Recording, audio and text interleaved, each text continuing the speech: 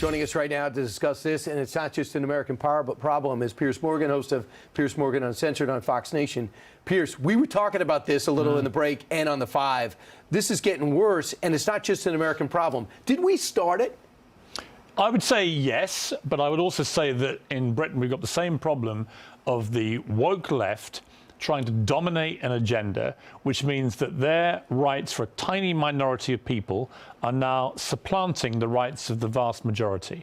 And I want to ask, when I hear that poor mother there talking in the way that she did, I want to ask, where are the rights of girls and women in all this debate? Why are women being erased? Why is the word woman now an offensive term? When did we allow biological males to dominate women's sport and wreck it irrevocably, potentially? When did we allow young girls to be in some kind of locker room and have biological males walking in and derobing in front of them? When did we let this happen? And how can this be happening just after the Me Too Time's Up campaign, which went on for years and was supposed to be all about protecting women? Who is now protecting women? And I address this as much to other women as I do to you or to men. We can say as much as we like about this, but so many women have been cowed into silence. They're too afraid to do what that mother did, because if they do put their head over the parapet, they get shot down and called transphobic. Which is nuts. You think it's 1919 or we're living with the Taliban in charge, but it's not. So the administration is not just jumping on the transgender side. They are staying, I don't know, straddling the fence. Listen to what KJP said, talking about this thing, or really not talking about it. Listen. The Department of Education proposed a rule, as you know, that gives schools the flexibility to establish their own athletics policies. And so while establishing guardrails, right, to prevent discrimination against transgender kids. And that is something that is incredibly important, that the president wants to make sure that we also do that as well. They can't figure it out. They want the school districts to figure it out. Well, they don't know what's good. Well, she also went on to say that the issue of trans athletes in women's sport is very complicated and there's no easy solution. No, it's not complicated, not at all. And there's a very easy solution. You ban them. Canada today, in cricket, I know your favourite sport, but the Canadian national cricket team has picked their first transgender cricketer. This is a cricketer who, as a male, until 2 years ago, was incredibly unsuccessful, never got anywhere near international competition, will now be representing Canada. What does that mean, Brian? That means that a biological female has been deprived of the chance of playing for her country because a biological male who was nowhere near good enough as a man to compete at that level is now considered an elite sportswoman. It is completely outrageous. If I'm right, track and field got ahead of this, and they said, no, that's not going to happen. Some sports have done it. All sports should do it. And by the way, it's not about being transphobic.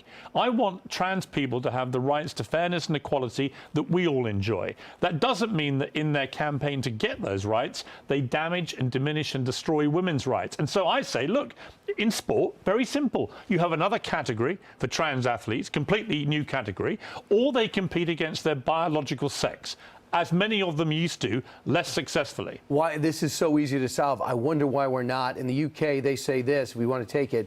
NHS doctors are told not to ask trans patients their names because it's rude, intrusive, and insensitive, according to officials. So you cannot ask them their gender? You cannot ask them their name? Oh, it's ridiculous. I mean, look, a little thing, but when I fly on British Airways, obviously always British Airways, but when I fly on British Airways, there used to always be a soothing, monotone British accent that would say, ladies and gentlemen, welcome to your British Airways flight. Now they're not allowed to say ladies and gentlemen because there might be somebody who identifies as something else on the plane who might or might not be offended. To which I say, what about my right to be called a gentleman? What about a woman's right to be called a lady? When did those rights get completely destroyed at the altar of trans activism?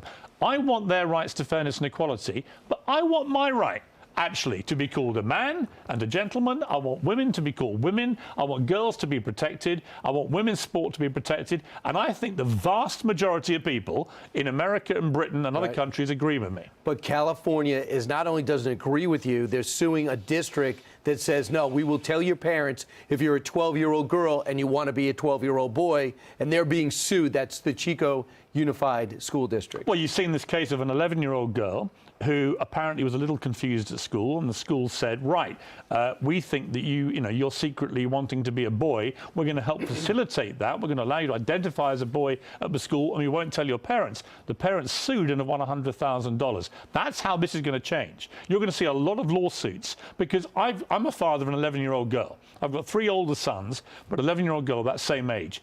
I watched the interview with the mother and daughter on Fox today, I think it was. And what was striking, this girl who had been confused is now not confused at all. She's a girl. That was right? Fox and Friends. Right. Yeah. So that was your interview, I think. And I remember thinking, right, so that's my point. They are not emotionally or psychologically or physically equipped to make a decision about what they want to be. The parents should be involved in that decision, and the schools hiding it from parents, in my view, is a form of state-sponsored child abuse. What if your school had that policy where your daughter goes to school about not informing the parents? What would you do? I'd go completely nuts. I would identify as a raving lunatic, and I would go in there and I would pull her out and I'd say, she's not coming back here until you stop this woke nonsense. And most parents would feel that way. Now, the idea that my daughter could somehow be a boy at school and that was hidden from me as her father, I would find completely outrageous. And I think most parents think that. You know what I also would think? Most teachers agree with you. Yes. And they are subjected to the teachers' unions that said, you step out of line, you lose your tenure, you lose your position, and they don't get paid enough anyway. Too much corporate American, and I include unions and all of that as well. Too much corporate America, corporate Britain and corporate Canada and other countries. They're getting bullied into taking positions on this stuff, which tailor to a tiny minority of activists. And they are forgetting about the vast majority of people who actually lead common sense lives and who want basic principles about the society they live in to be upheld. One New Jersey teacher came out and said they were told by the school district to hide the fact that a child told them about they wanted to transition. So what do you do if you're the teacher? You speak up and do the right thing, you lose your job the next day.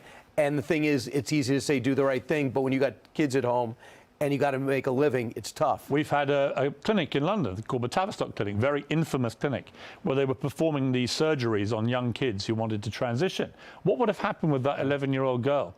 Right, who thought she was a little bit confused, who was probably a bit of a tomboy. Remember tomboys? Remember how prevalent that was? A lot of girls would go through a phase of being tomboys.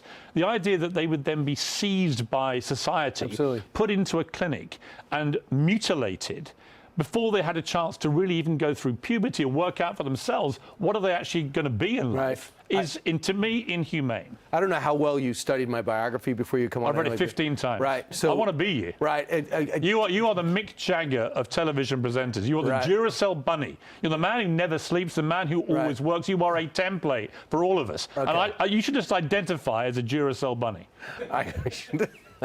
Well, if I could finish my thought, I totally got it. In 5th grade, I declared I would not be interested in a girl that wasn't good in sports, like Tatum O'Neal in Bad News Bears. I don't know if you carried that. Yeah. Right. Tatum O'Neal would have been forced to be a guy. Of course. All right. Thank you. Of course. I enjoyed your first appearance on Laura Ingraham's show. You know what? She wasn't what I expected, but she's now apparently, Laura is now identifying as Brian Kilmeade. Just for today. Which if you think you haven't heard a horrifying transition enough, this is as bad as it gets, people. Evidently, it's okay to come on the show without a tie on, too. Well, you know what? I took my lead from you because you normally go al fresco when you're doing these kind of shows. Right. And then you come up all tied up, and now I feel a little bit naked. Right. You're not naked. Just so you know. Piers, thanks so much for coming in. Hey, great to see you. Great to see you, and I'll see you hopefully next week. I keep fighting the fight on this stuff because this has to be won. Serious This stuff. is a culture war which is damaging the integrity of women's rights in sport, in privacy, in safety, all these things. It has to be won. Women and girls have to be protected. You done? I could carry on for another hour. I don't know.